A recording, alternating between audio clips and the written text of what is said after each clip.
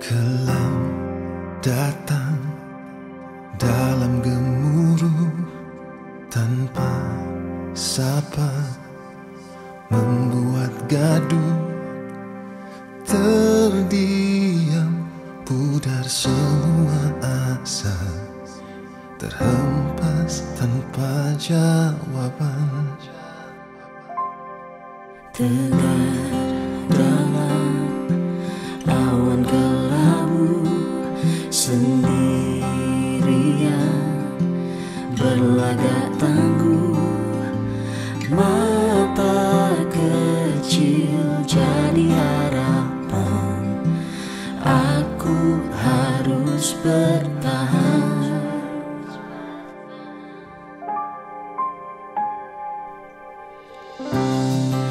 Menanti cahaya bagai centayung yang selalu menanti hujan. Kau ada di sana,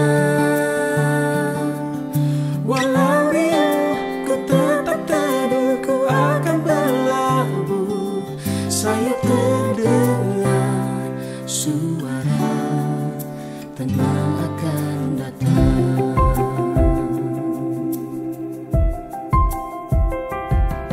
Tegar dalam awan kelabu, sendirian berlagak tangguh.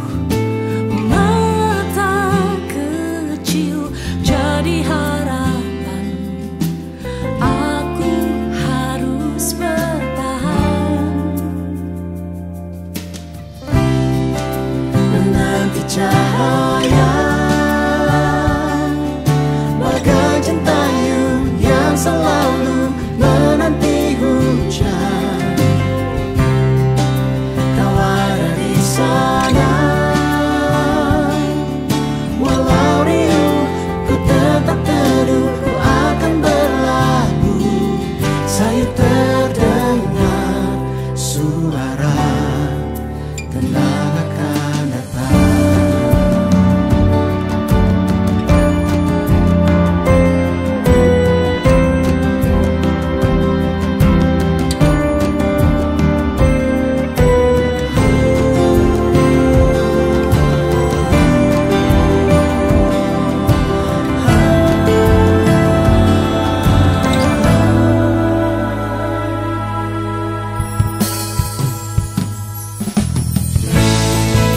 Menanti cahaya bagai centayung yang selalu menanti hujan. Kau ada di sana, walau riuh ku tetap teduh, ku akan berlabuh. Menanti cahaya bagai centayung yang selalu menanti hujan. Kau ada di sana, walau riuh ku tetap teduh, ku akan berlabuh. Terdengar suara, tenang akan datang.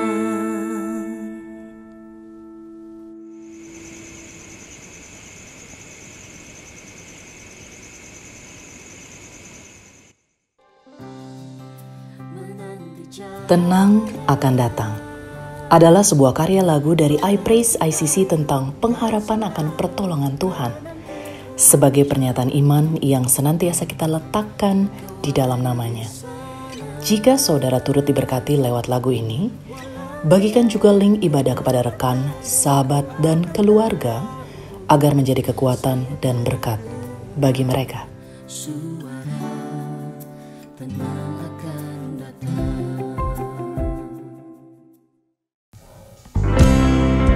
Shalom Jemaat ICC, saya percaya bahwa setiap kita dalam keadaan baik, sebab Tuhan beserta dengan kita. Dia gembala yang baik, Dia tak akan meninggalkan kita. Mari saya ajak setiap kita siapkan diri, hati, pikiran, kita mau menyembah Tuhan. Thank you, Jesus. Yesus. Sama-sama katakan, walau ku harus berjalan, walau ku harus berjalan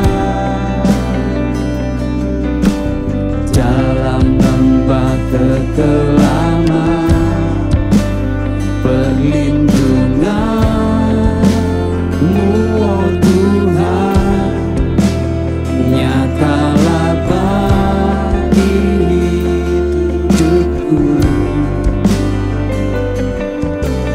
Tiada pernah sedetik pun, tiada pernah Kau tinggalkan. Sungguh mulia dan sempurna, hanya Kau layak disembah. Katakan Yesus, Yesus Engkau juru selamatku, dalam janji-Mu kemenanganku. Selamanya kan ku nyatakan besar setiamu Tuhan di hidupku.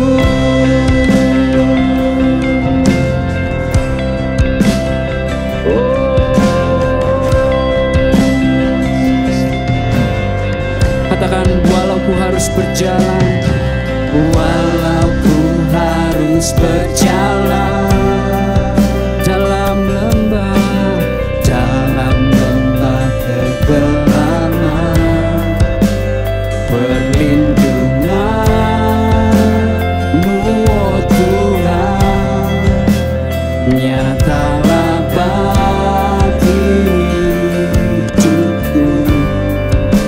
Tiada pernah sedetik pun, amin, tiada pernah Kau tinggalkan. Sungguh mulia dan sempurna, hanya Kau layak disembah. Panggil Dia Yesus, Yesus Engkau juru selamatku, dalam janji-Mu kemenanganku. Selamanya kan ku nyatakan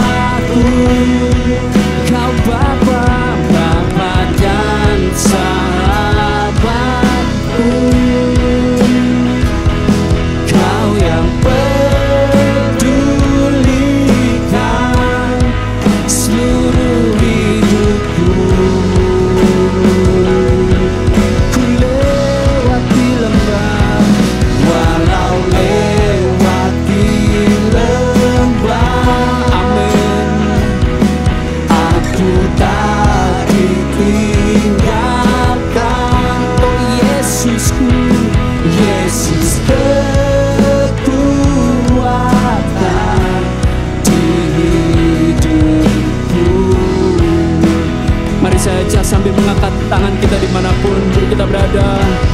Ku sembah Kau Allah, Bapa dan Rajaku, hanya Kau Yesus, Kau yang pedulikan seluruh hidupku. Walau ku lewati lembah, walau lewati lembah, aku tak ditinggalkan. Panggil namanya Yesus, kekuatan di hidupku. Yesus, kekuatan di hidupku. Yesus, kekuatan di hidupku. Wow, wow. Yesus, Yesus, kekuatan di hidupku. Mari kita berikan sorak-sorai yang paling meriah buat Yesus kita, penghibur, kekuatan, pelindung, Allah yang baik. Terima kasih Tuhan. Sama-sama kita katakan amin. Shalom semuanya, apa kabar? Saya percaya, berdoa, berharap kita semua dalam keadaan baik-baik saja. Kasih Tuhan, perlindungan yang daripada Tuhan, bahkan damai sejahtera, sukacita yang melimpah yang daripada Tuhan selalu menyertai kita mulai hari ini sampai selama-lamanya. Nah, sebelum kita mendengarkan kebenaran firman Tuhan, mari kita sama-sama satukan hati kita mendekat kepada Tuhan. Tuhan Yesus, terima kasih untuk segala sesuatunya Tuhan. Apa yang sudah Engkau lakukan dari dulu, sekarang, bahkan apa yang sudah Engkau siapkan bagi kami semua di depan, yaitu apa yang baik Tuhan. Sebentar kami akan mendengarkan kebenaran firman-Mu. Roh Kudus, Engkau sendiri yang pakai lidah bibir hamba-Mu untuk menyampaikan persis seperti apa yang Kau mau. Dalam nama Tuhan Yesus, semua yang siap mendengarkan firman Tuhan, kita sama-sama katakan amin. Nah, saya akan mulai bagikan satu ayat dan kita mau renungkan ayat ini, dan bahkan bukan hanya itu, kita sama-sama kita mau melakukan firman ini dalam kehidupan kita sehari-hari. Kita lihat dalam Matius 7 ayat 1 sampai 2 dikatakan demikian. Jangan kamu menghakimi supaya kamu tidak dihakimi. Karena dengan penghakiman yang kamu pakai untuk menghakimi, kamu akan dihakimi. Dan ukuran yang kamu pakai untuk mengukur akan diukurkan kepadamu. Nah, kalau kita pahami sejenak, kita renungkan kata yang diperkatakan oleh Yesus. Dan kalau kita benar-benar percaya bahwa ini adalah sebuah kebenaran, sehingga kata-kata ini masuk dalam setiap motivasi kehidupan seseorang dalam dia menjalani kehidupannya, saya percaya akan terjadi revolusi kehidupan dalam diri orang tersebut. Bahkan jika semua orang melakukannya, wow, tingkat kriminalitas akan menurun dan tingkat moralitas masyarakat akan meningkat. Bahkan saya bisa katakan dunia akan berubah menjadi semakin lebih baik. Perkataannya sederhana, tetapi ini tidak bisa dihindarkan, dielakkan oleh siapapun juga. Nah, ini yang saya bisa katakan sebagai hukum kehidupan. Jadi, apapun dan semua perlakuan kita terhadap orang lain, itu akan kembali kepada kita. Kita akan mendapat perlakuan yang sama. Oleh orang tertentu, di masa tertentu, dan di tempat yang mungkin berbeda. cepat atau lambat, ini akan kembali kepada kita. Kebaikan yang kita lakukan kepada orang lain, maka kita akan mendapatkan menerima kembali dengan ukuran yang sama.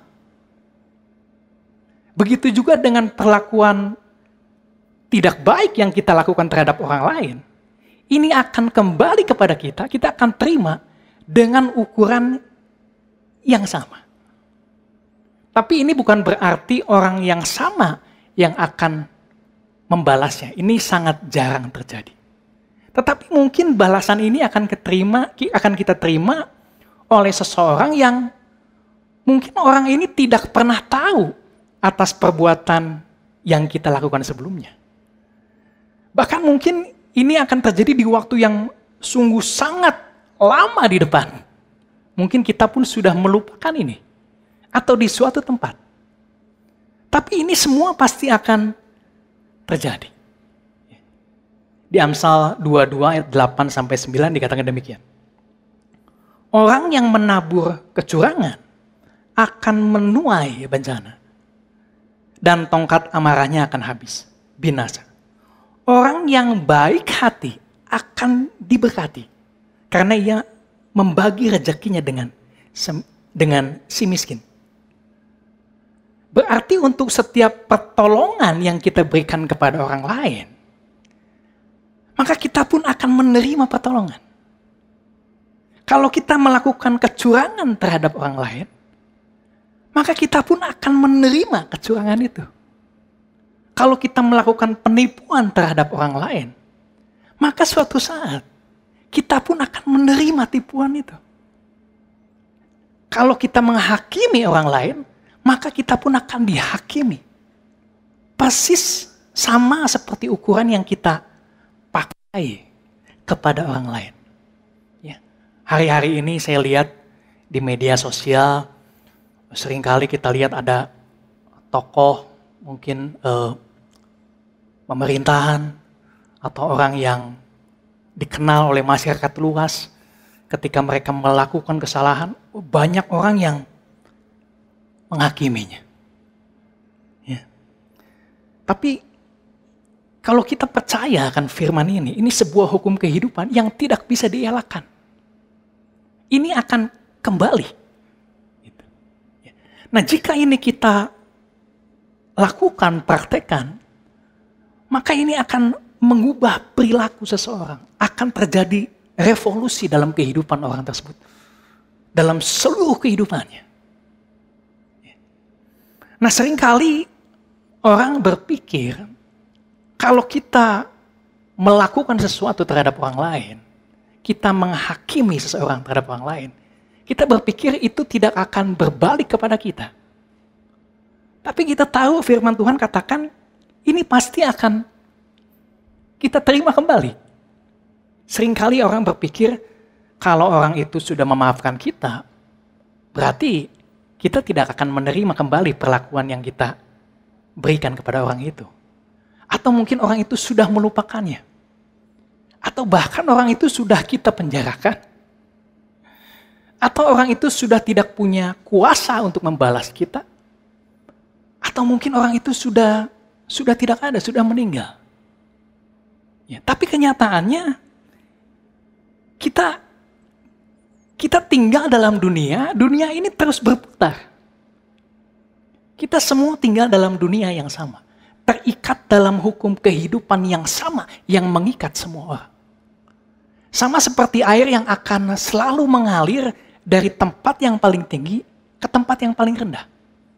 Air ini akan berhenti ketika sudah mencapai level tertentu. Nah, demikian juga. Apapun perlakuan kita terhadap orang lain, cepat atau lambat, itu akan kembali kepada kita dengan ukuran yang sama. Dan ini tidak bisa dihindarkan oleh siapapun juga. Nah, karena itu, seharusnya, sebaiknya, kita berpikir ulang, berpikir 2 kali, sebelum kita memperlakukan orang lain, dan kita pun tidak mau diperlakukan seperti itu, maka kita harus berpikir ulang. Sebaliknya, kita memperlakukan orang dengan baik karena kita tahu kita pun akan mendapatkan perlakuan baik pula. Sama seperti apa yang dikatakan di Matius 7 ayat 12.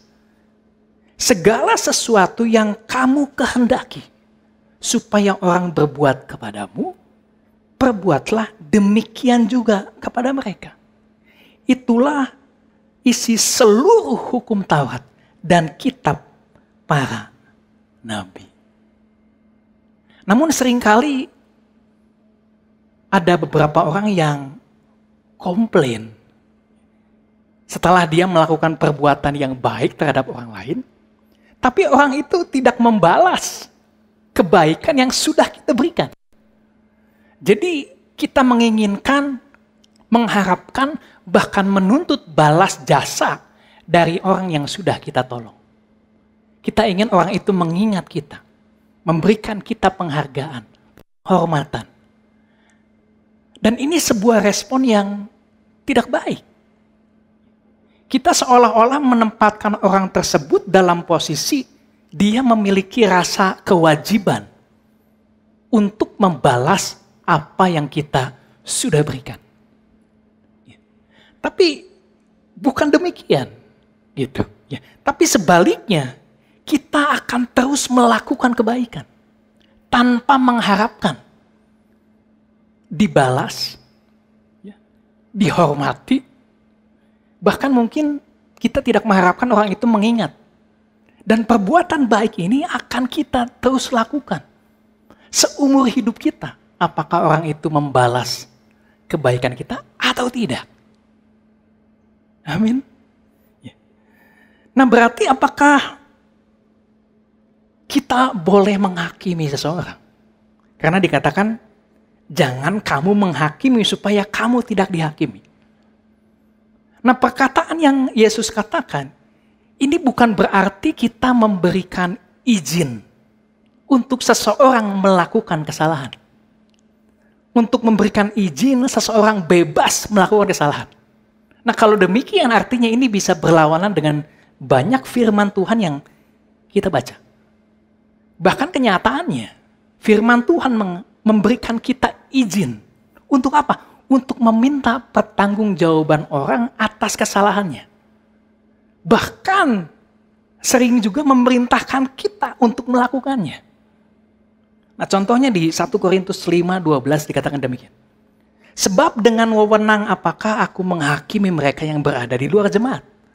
Bukankah kamu hanya menghakimi mereka yang berada di dalam jemaat?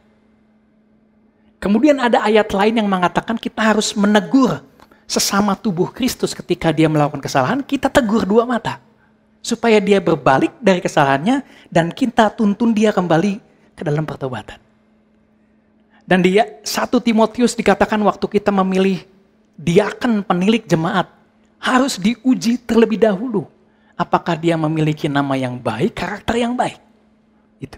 Jadi jangan menghakimi di sini, bukan berarti kita mengizinkan, membebaskan seseorang untuk melakukan kesalahan.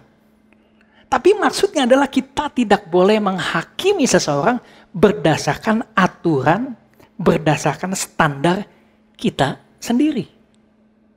Nah, kita tahu kebenaran bahwa kita semua yang sudah percaya kepada Tuhan sudah dibenarkan.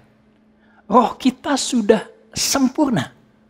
Ya, bagaimana Bapa memandang kita, itu memandang roh yang kita sudah terima. Kita sudah sempurna. Dan ini berlaku untuk semua orang.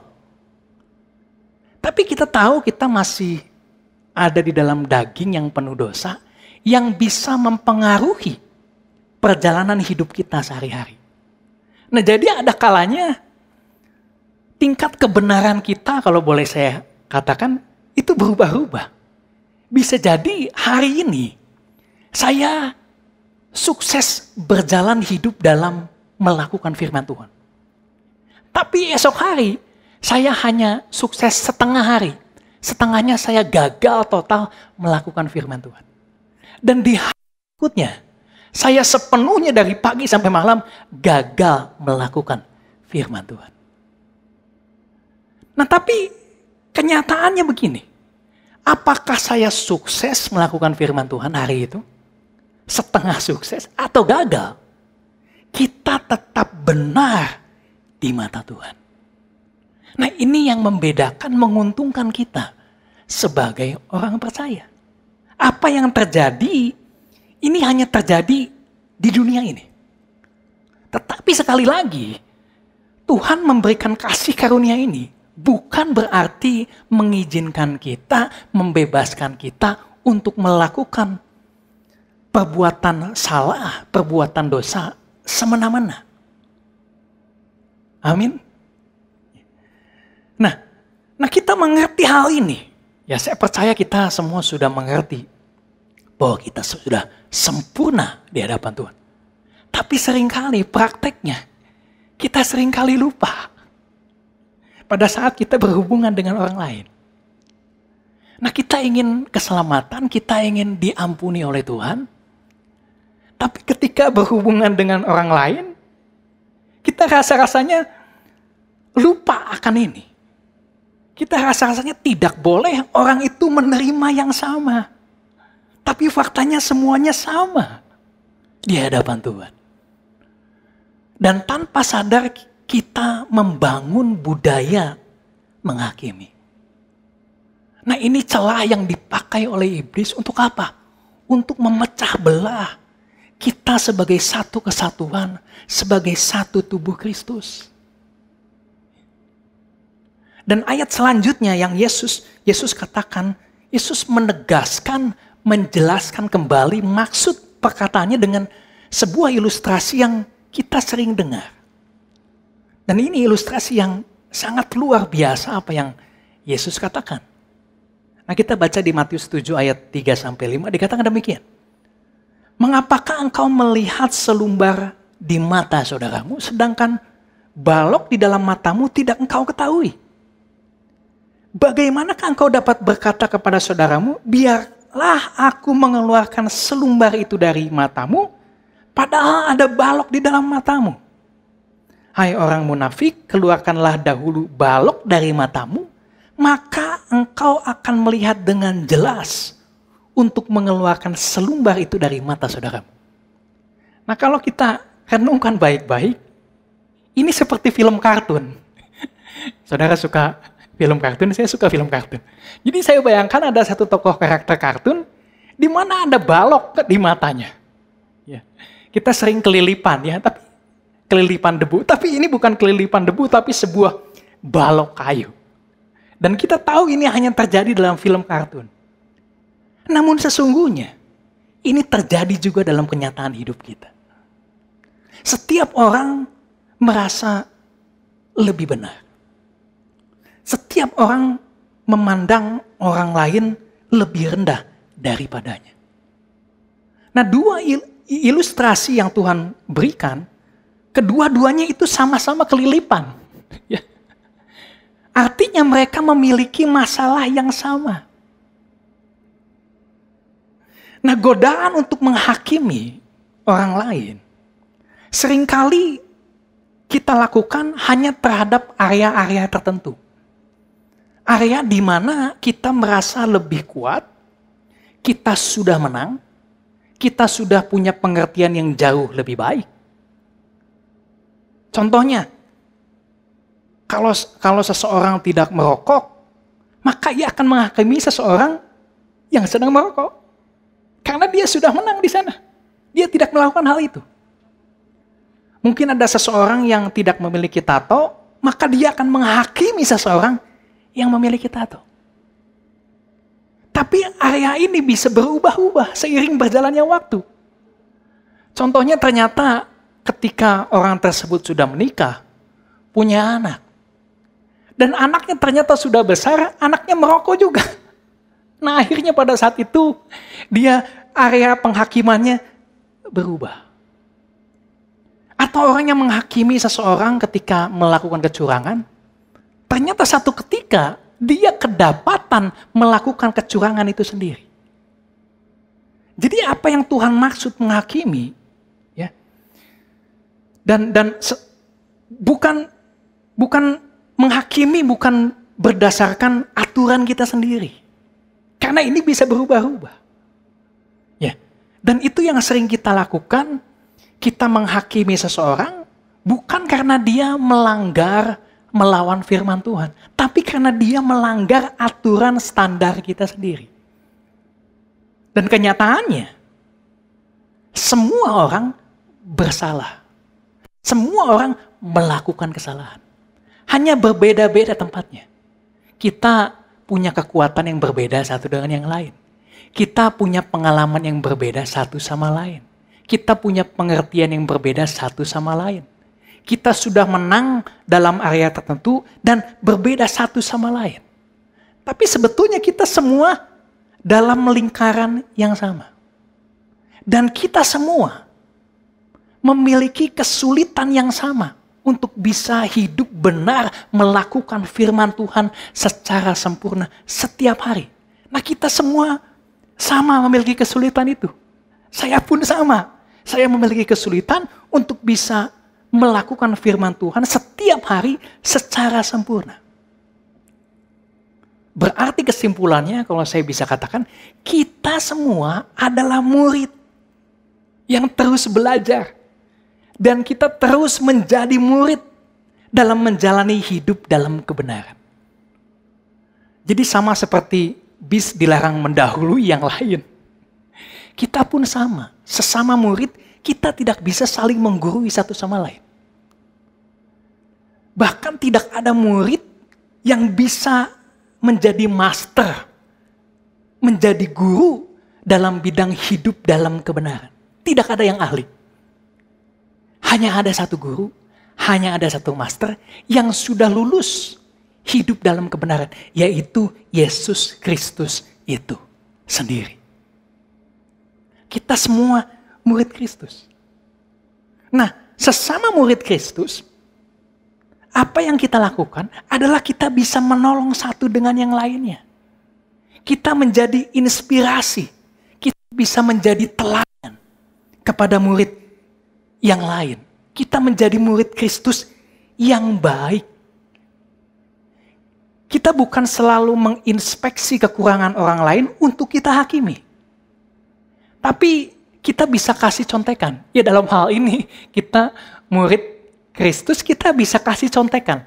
Kita bisa mencontohkan bagaimana kita melakukan firman Tuhan sebagai murid Kristus. Dengan cara itu kita memuridkan orang lain. Ya, melalui keteladanan kita masing-masing. Kita tuntun orang lain dengan penuh kesabaran, kelemah lembutan, kerendahan hati. Sehingga kita sama-sama bertumbuh ke arah Kristus. Jadi sesama murid kita tidak saling menginspeksi kekurangan untuk kita hakimi, tetapi kita menjadi inspirasi sebagai murid Kristus yang baik. Nah, dengan jalan ini kita menolong, menuntun, dan memuridkan. Nah, ini yang harus dilakukan oleh kita semua sebagai satu tubuh Kristus. Nah, saat dikatakan harus mengeluarkan balok terlebih dahulu, sebelum melihat selumbar mata di saudara kita.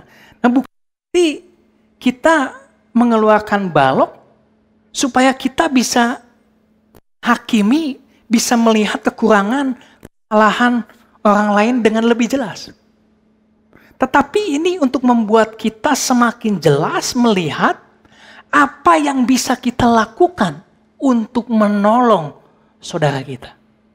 Ya, pengalaman kita, kemenangan kita, pilihan kita, kekuatan kita, pengetahuan kita, pengertian kita. Nah, kita pakai itu semua untuk menolong saudara kita, sesama tubuh Kristus, untuk kita sama-sama bertumbuh dengan lebih baik. Nah, saat kita melakukan ini, tingkat empati kita akan meningkat. Kita akan bisa merasakan apa yang dia rasakan. Belas kasihan kita meningkat. Kita akan mengerti apa kesulitannya. Kita akan mengerti apa yang dibutuhkannya. Dan kita semakin rendah hati. Tetapi kalau kita gunakan ini semua untuk menghakimi, tinggi hati kita akan semakin meningkat. Kita akan melihat orang lain semakin rendah. Dan tingkat kepekaan kita akan semakin menurun. Saudara, seseorang akan datang pada kita kalau orang itu merasa dikasihi, bukan dihakimi. Nah, kita lihat dalam firman Tuhan bagaimana orang berdosa seperti biasa mencari Tuhan, bersekutu dengan Tuhan. Kenapa? Karena mereka tidak merasa dihakimi, tapi merasa dikasihi. Mereka tidak pergi ke ahli Taurat, orang Farisi. Kenapa? Mungkin mereka akan dihakimi. Mungkin mereka akan mengatakan, go to hell, pergilah ke neraka. Tetapi Tuhan Yesus tidak. Salah satu contoh yang luar biasa ketika Yesus disalib, kita tahu ada penjahat di sebelahnya. Ini benar-benar penjahat seumur hidupnya melakukan apa yang jahat.